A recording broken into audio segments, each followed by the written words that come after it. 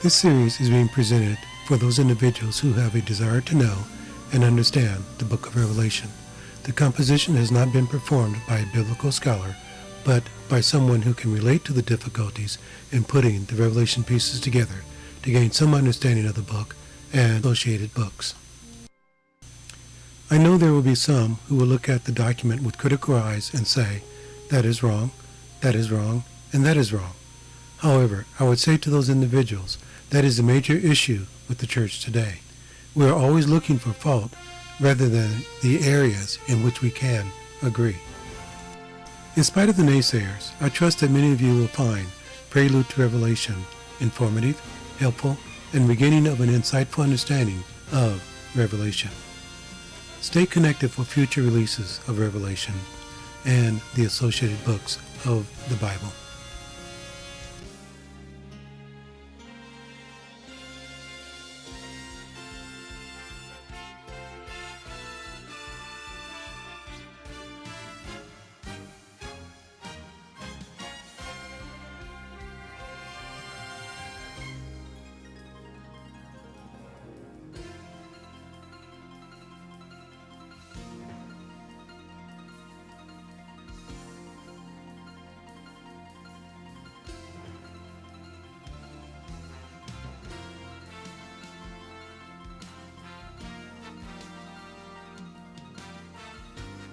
Daniel 2, verses 1 through 18, details leading up to the dream. Daniel 2, 19 through 25, the dream revealed. Daniel 2, 36 through 45, the dream interpreted. Daniel 2, 46 through 49, the effects of the dream.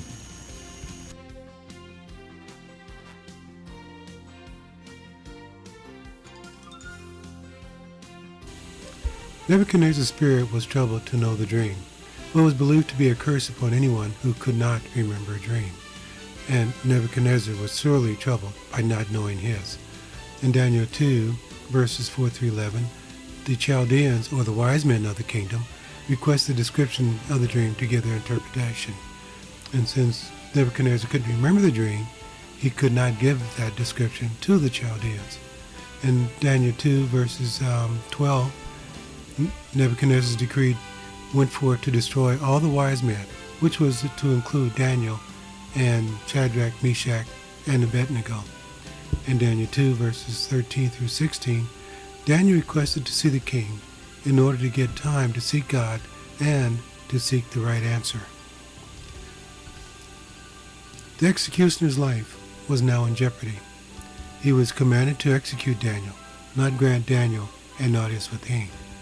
However, King Nebuchadnezzar honors Daniel's request for a 24-hour stay and testifies of Daniel's integrity.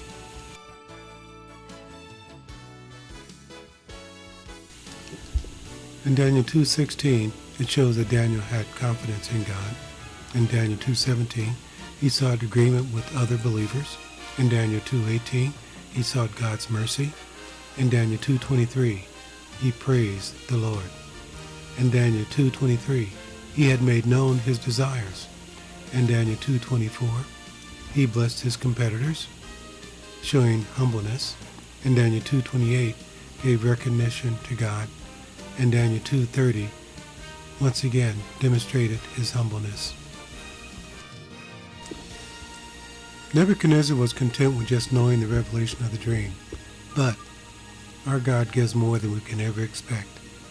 Because of God, Daniel was not able to only reveal the dream itself, but also the interpretation as well. Daniel 2, verses 32 through 33.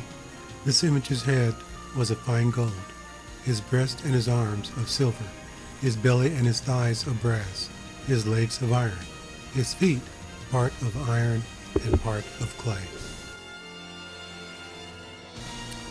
From the image's head to the image's feet, stronger in strength is the material, resulting in stronger warfighting capability, lesser value of the material, and lesser wealth of the kingdom. Deterioration of image, that is, lesser world influence and deteriorating authority of the government. Daniel 2, verse 37 through 38, Nebuchadnezzar is the head of gold. Daniel 2, verse 39, another kingdom follows that is inferior, that is the Medo-Persia, which is the silver. Daniel 2, verse 39, the third kingdom of brass, which is Greece, and which Alexander the Great originated. Daniel 2:40, fourth kingdom of iron, which is Rome. In Daniel 2:41 through 42, told shall be a loose alliance. Question is this the European common market? In Daniel 2, verse 35, the 10 nations joined together, united under the beast. In Daniel 2:45, introduction of the Lord's kingdom. In Daniel 2:46, the stone created without hands, which is supernatural, also referred to as the cornerstone, the Messiah. In Daniel 2:45, this kingdom shall last forever.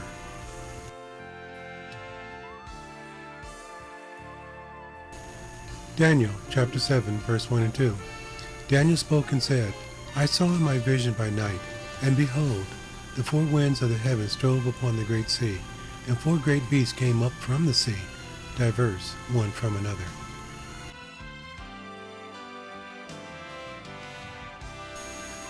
The first was like a lion, and had eagle's wings. I beheld till the wings thereof were plucked, and it was lifted up from the earth, and made stand upon the feet as a man, and a man's heart was given to it. This was Nebuchadnezzar's kingdom. Nebuchadnezzar was first a general, conquering many nations before he became king. He is strong as a lion, and swift, represented by the wings, in the face of and the capture of his enemies. In Daniel 4, verses 10 through 11, thus were the visions of mine head in my bed. I saw, and behold, a tree in the midst of the earth, and the height thereof was great. The tree grew and was strong, and the height thereof reached unto heaven, and the sight thereof to the end of all the earth. Daniel 4, 13 through 14. I saw in the visions of my head upon my bed, and behold, a watcher and a holy one came down from heaven. He cried aloud and said thus, Hew down the tree, and cut off its branches, shake off its leaves, and scatter its fruit. Let the beasts get away from under it, and the fowls from his branches. And Daniel 4:16, let his heart be changed from man's, and let a beast's heart be given unto him, and let 7 times pass over him. Nebuchadnezzar was relegated to the surrounding forest, acting like an animal, eating grass and herbs for 7 years. After the 7 years, he was restored unto his kingdom.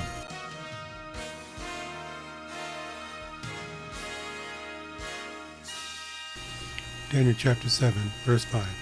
And behold, another beast, a second, like to a bear, and it raised up itself on one side, and it had 3 ribs in the mouth of it, between the teeth of it, and it said thus unto it, Arise, devour much flesh.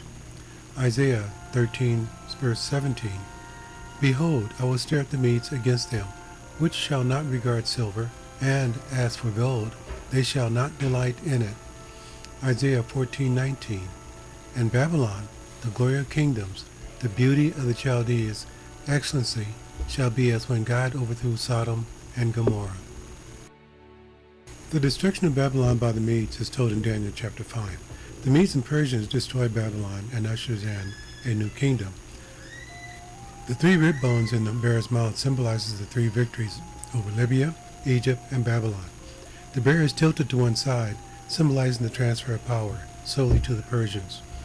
Some 2 centuries before Babylon's defeat, the prophet Isaiah foretold both the name of the conquering Persian king, Cyrus, who was not yet born, and his strategy for taking Babylon.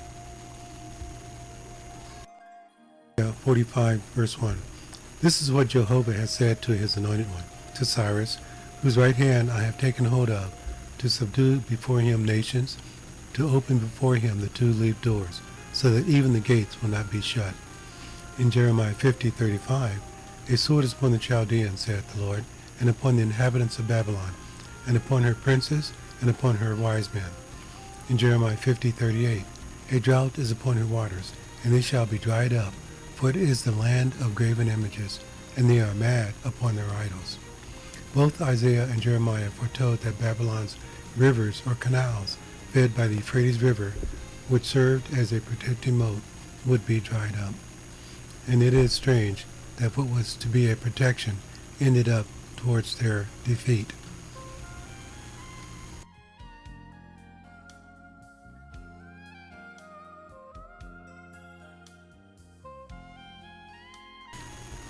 Daniel chapter 7, verse 6. After this I beheld, and lo, another like a leopard, which had upon the back of it 4 wings of a fowl. The beast had also 4 heads, and dominion was given to it. This prophecy was fulfilled approximately 3 centuries after Daniel's death.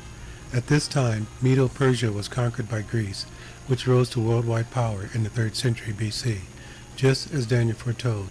This third kingdom was known for its extensive use of bronze.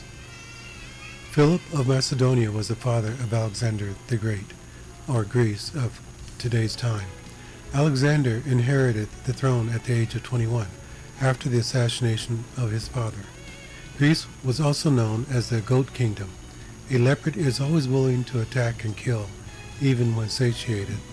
4 wings imply extremely swift movement, and Alexander conquered the then-known world in record time. Alexander would eventually fight against the Medes, Persians, with 35,000 troops, and would soundly rout 200 to 300,000 soldiers of the Medes.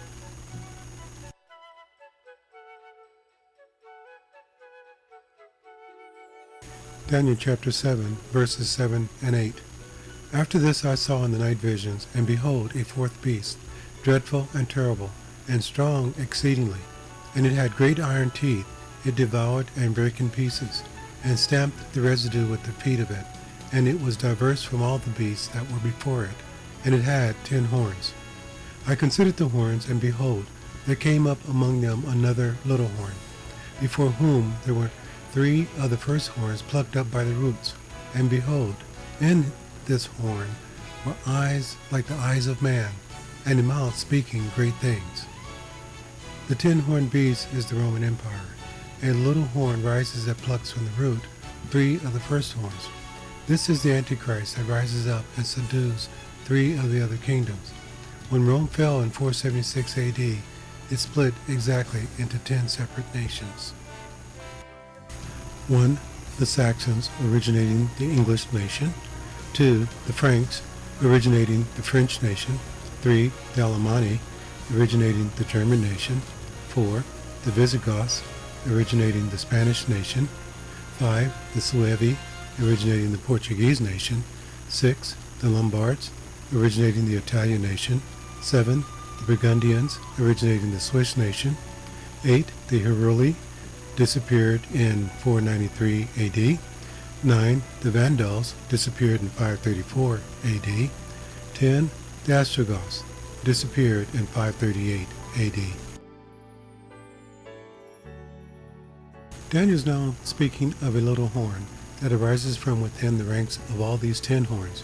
Remember, the horns are the kings that gained power after Rome split up.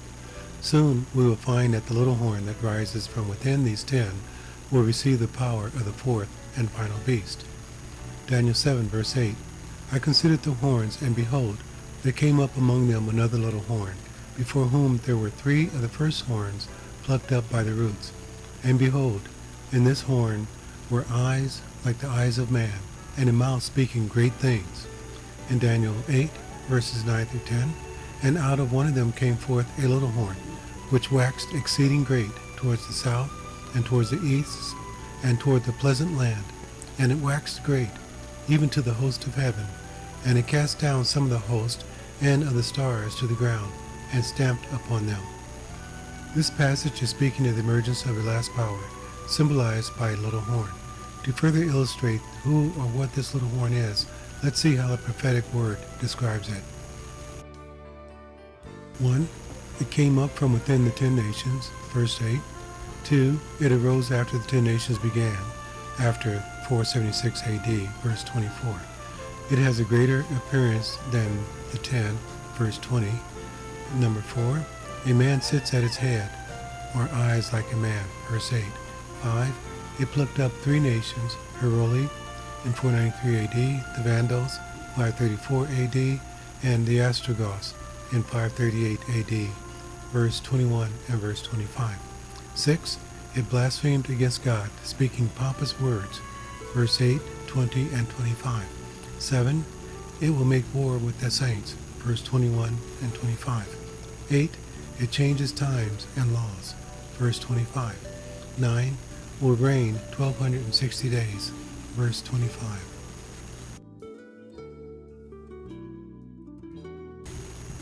1. Identity linked with Rome, verse 8 and 9.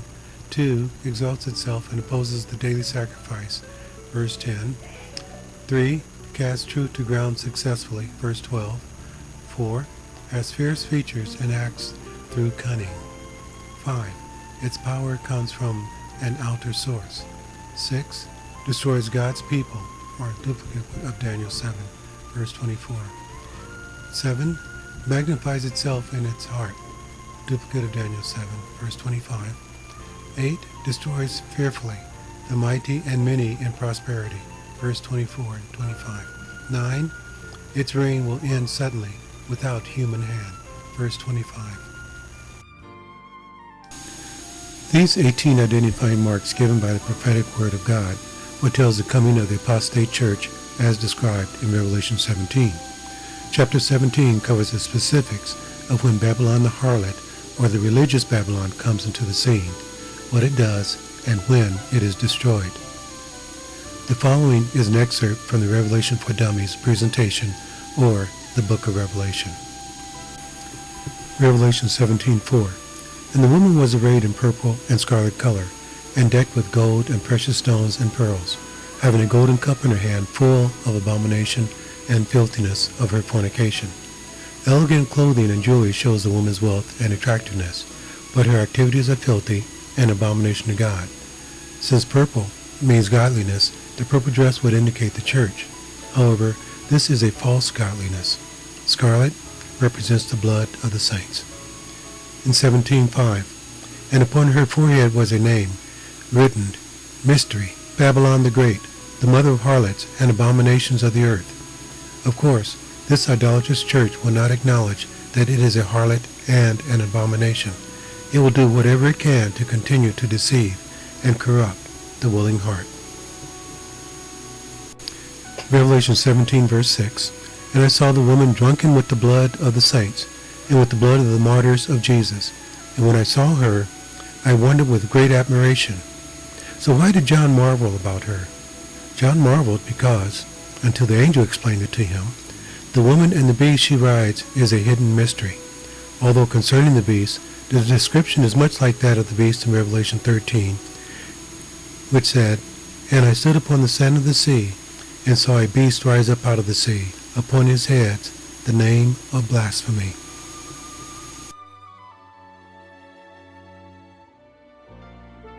Revelation 17, verse 7. And the angel said unto me, Wherefore didst thou marvel? I will tell thee the mystery of the woman, and of the beast that carries her, which has the 7 heads and 10 horns.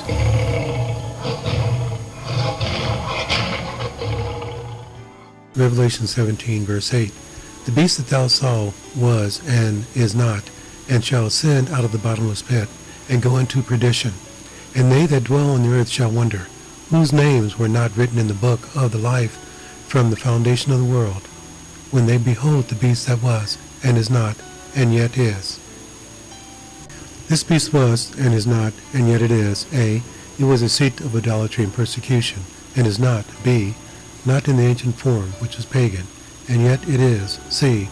It is truly the seat of idolatry and tyranny, though of another sort and form. Once again, it would appear that the apostate church is being referenced here, and in the beginning, the ideology of the two, the beast and the woman, are so closely woven it is difficult to make a distinction between the two. But, as is often said, there is no honor among thieves. So this tightly woven union is destined to dissolve. It, that is the beast, ascends out of the bottomless pit, which is the deceiver. Revelation 17, verse 9. And here is the mind which has wisdom. The 7 heads are 7 mountains on which the woman sits. 7 mountains, the 7 hills on which Rome stands, and 2, 7 kings, 7 sorts of government, Rome was governed by kings, consuls, tribunes, dictators, decemvirs, emperors who were pagan, and emperors who were Christian. 5 of these were extinct when this prophecy was written. One was then in being, that is, the pagan emperor, and the other, that is, the Christian emperor, was yet to come. The Lord has prophesied through Daniel that there will be a one-world church that will lead the masses into abomination and blasphemy. Unfortunately, it appears that the world is already on that road, as many church leaders are diluting the Word of God and de-emphasizing the effects of sin in their quest of being a seeker-friendly church.